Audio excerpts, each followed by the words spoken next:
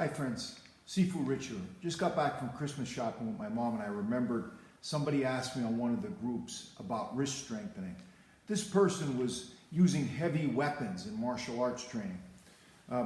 Weapons training does a lot for strengthening the grip and for strengthening the fascia that connects the whole arm and makes integrity to the fist. Okay, and he watched me punch in the bag the other day and that's what made him realize he had problems with his wrist.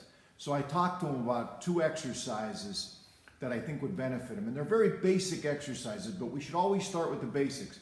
There's many intricate ways of training the wrist, the forearm, and training the hands in martial arts, including weapons training, and especially weapons training, because that's the true resistance training in martial arts. But these basics are the things I would start with. If you have a problem with your hand or your wrist, you should see a health professional, okay? Because especially since I can't even see you, although I have helped many people with wrist and hand problems in the past, it's something you should see a professional for if you're having a lot of problem, okay?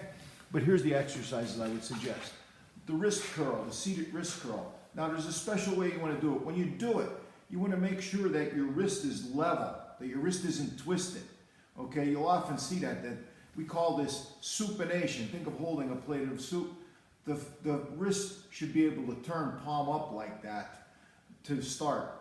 A lot of people are hung up in the forearm and they can't do that. Your first goal should be to turn out and practice turning out until you get that to happen so that your wrist is level across like that before you start the wrist curls. Okay, now some people will do this right away. If you can do it, then you go to the next step. All right, then the next step, and I would start with a lightweight. I just happened to grab an 8-pounder, okay, but I would start lighter. Okay, you let the weight hang down to your fingertips. Flex your hand first and then do the wrist curl.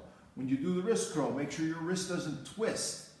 It comes up straight and in a horizontal plane like that. My knuckles are in a horizontal plane as you wrist curl up, okay? So while looking for symmetry, the way you're using your hand, all right?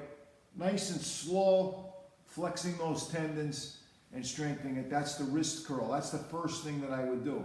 And I would do sets of 10 to 15 with a light weight to start because first of all, you have the tendons that come down through the carpal bones, which are the bones that surround and make up the wrist.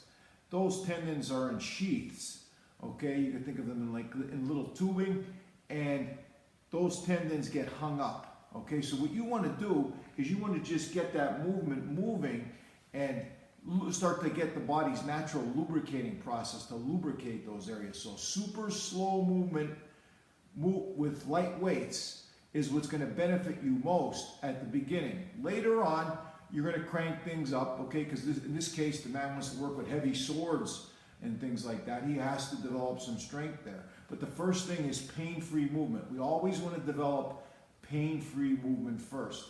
That's what the strongest people really do. No pain, no gain. Actually, that was Schwarzenegger's idea, and Schwarzenegger couldn't speak English right at the time because that's not what he really meant. He meant no exertion, no gain. Okay?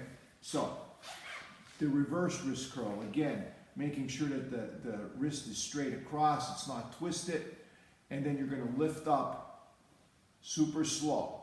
It wouldn't be unusual that you would use lighter weight when you're doing the reverse wrist curl. It's harder, okay? Make sure that you keep the wrist against your knee, okay? And you move it up nice and slow through the range of motion.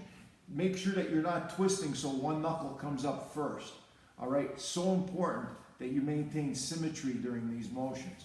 If you're able to do those 2 things, getting the hands to supinate and pronate into position to be able to do the wrist curls, you're going to see that your hands are going to start to turn around and your hands are going to start to get stronger and you're going to be able to do whatever it is in martial arts or fitness or sports that you want to do, okay? These are the basics.